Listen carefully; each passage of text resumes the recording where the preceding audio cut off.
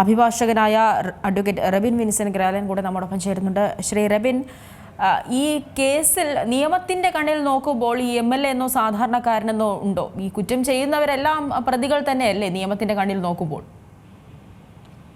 നോക്കൂ, representation of people's act ജനപ്രാതിനിധ്യ നിയമമാണ് ഈ വിഷയത്തിൽ ഒരു അവസാന വാക്കായിട്ട് നമുക്ക് പറയാവുന്നത്.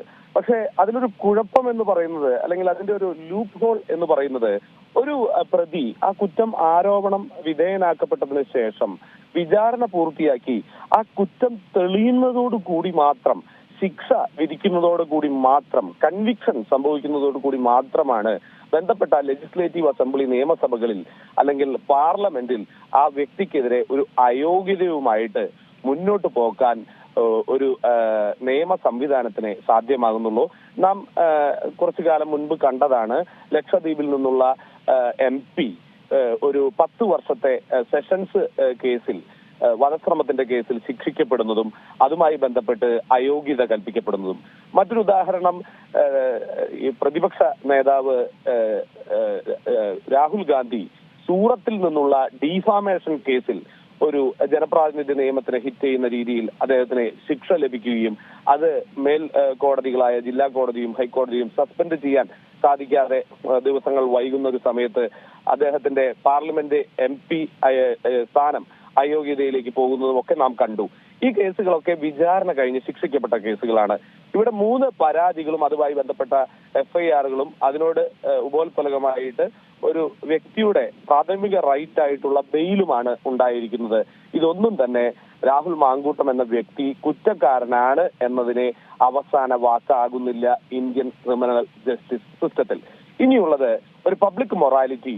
തുടരെ സമാനമായ മോഡസ് ഓപ്പറാൻഡിയിൽ ഒരു വ്യക്തിക്കെതിരെ പരാതി വരുമ്പോൾ ആ വ്യക്തി എന്ത് തീരുമാനമെടുക്കുന്നു, അദ്ദേഹത്തിന്റെ പാർട്ടി എന്ത് തീരുമാനമെടുക്കുന്നു. പക്ഷെ കോൺഗ്രസ് ഈ പ്രതിസന്ധി ഘട്ടത്തിൽ അവർ കൈയൊഴിയുന്നത് കോൺഗ്രസ് പാർട്ടിയുടെ പ്രാഥമിക അംഗത്വത്തിൽ നിന്നും പോലും പുറത്താക്കുന്ന ഒരു വ്യക്തിയെ പ്രതി ഇനി അയാൾ ഞങ്ങളുടെ MLA അല്ല, ഞങ്ങളുടെ പാർട്ടി പ്രവർത്തകരല്ല എന്ന് ശ്രീ മുരളീധരൻ ഉൾപ്പെടെയുള്ളവർ കമന്റ് ചെയ്യുന്നത് നമ്മൾ കണ്ടു. അപ്പൊ കോൺഗ്രസിന് ഇനി അതിന്റെ മുകളിൽ ഒരു മേൽക്കൈയോ പിടിവള്ളിയോ ഇല്ല.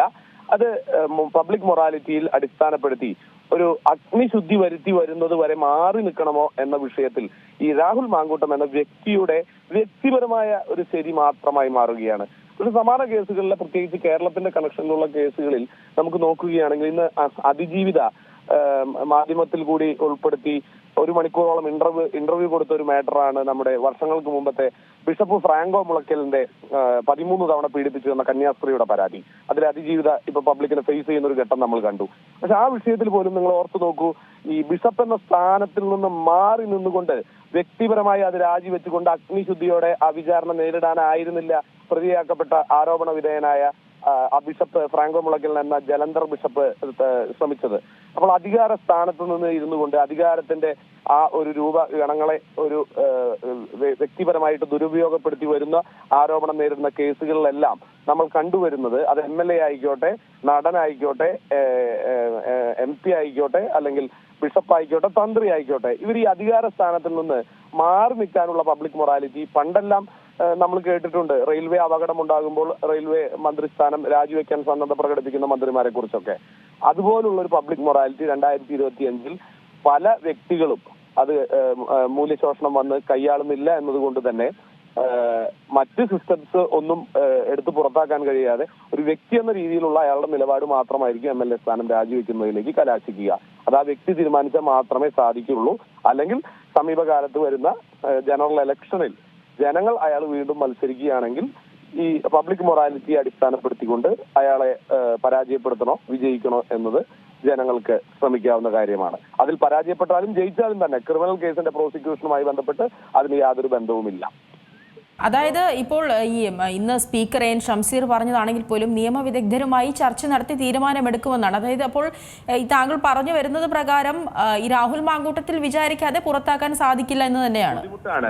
ഷംസീർ പറയുന്നത്, നിയമസഭ സ്പീക്കർ ഷംസീർ പറയുന്നത് അനുസരിച്ച് ഞങ്ങൾ നിയമോപദേശം എടുക്കുമെന്ന് പറഞ്ഞാലും സെക്ഷൻ 8 വലിയ ഇന്റർപ്രിട്ടേഷൻ അനുസരിച്ചിട്ട് ലില്ലി തോമസ് കേസിന്റെ ഒക്കെ പശ്ചാത്തലത്തിൽ നമ്മൾ നോക്കിയാൽ പോലും ആരോപണ വിധേയനായതുകൊണ്ട് മാത്രം ഒരാളുടെ നിയമസഭാ അംഗത്വം അയോഗ്യതയിലേക്ക് എത്തുന്നില്ല. ശിക്ഷിക്കപ്പെട്ടവർ മാത്രമാണ് അതിൽ റിഗർ വരുന്നത്.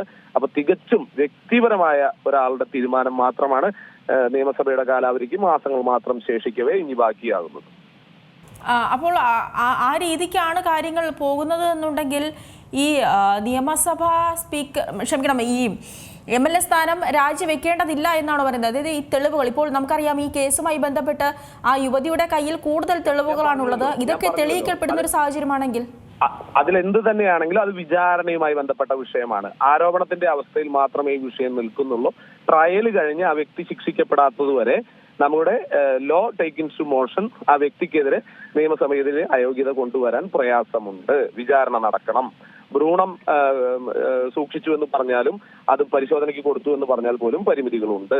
പക്ഷെ പബ്ലിക് മൊറാലിറ്റിയെ മുൻനിർത്തിക്കൊണ്ട് പ്രതിപക്ഷ കക്ഷികൾ ഉൾപ്പെടെ വലിയ സജീവമായിട്ട് ഇദ്ദേഹത്തിനെ ബോയ്ക്കോട്ട് ചെയ്തുകൊണ്ട് ഒരു സമര പരിപാടികളൊക്കെ നടത്തുന്ന രീതിയിൽ അദ്ദേഹം പുറത്താവുകയാണെങ്കിൽ മാത്രമേ, വ്യക്തിപരമായിട്ട് അയാൾ രാജിവെക്കുകയാണെങ്കിൽ മാത്രമേ പുറത്തു പോകാൻ പറ്റുള്ളൂ. നിയമപരമായ മാർഗത്തിൽ കൂടി ഈ വിഷയങ്ങളിൽ ആരോപണങ്ങൾ മാത്രം ഉള്ള അവസരത്തിൽ ഒരു MP MLA പുറത്താക്കാൻ ശ്രമിച്ചാൽ അതിന് മാത്രമേ ജനാധിപത്യ വ്യവസ്ഥിതിയിൽ നമുക്ക് നേരമുണ്ടാകുകയുള്ളൂ.